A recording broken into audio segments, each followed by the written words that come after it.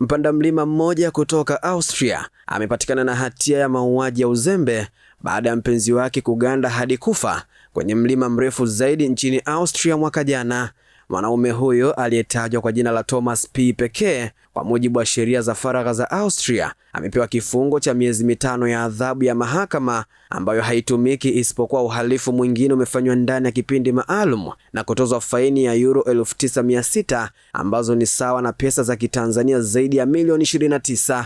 Mpenzi wake Christine G alifariki kutokana na hypothermia, yaani dharura ya matibabu inayotokea wakati mwili unapoteza joto kwa kasi zaidi kuliko inavyoweza kuzalisha, tukio ambalo lilitokea wakati wa safari ya kupanda mlima Grossglockner mnamo mwezi Januari mwaka 2025. Katika taarifa iliyotumwa kwa BBC, mahakama ilisema inachukulia rekodi safi ya awali ya Thomas P na kupotea kwa mtu wa karibu naye kuwa sababu za kupunguza ukali wa kesi hiyo. Ilisema pia ilizingatia mjadala wa umma kwenye mitandao ya kijamii ambao ulikuwa unamtia hatiani mshtakiwa. Jaji Norbert Hofer, ambaye mwenyewe ni mpandaji milima mwenye uzoefu ambaye anafanya kazi na timu za uokoaji milimani na helikopta huko Tyrol, alisema Thomas P alikuwa mpanda milima mzuri, lakini mpenzi wake hakuwa na uzoefu kama wake. Alisema wanandoa hao walipaswa kurudi nyuma, kwani Christine G hakuwa na uzoefu wa kutosha katika hali ya baridi kali. Mahakama pia ilisikiliza kutoka kwa Andrea B, mpenzi wa zamani wa Thomas P,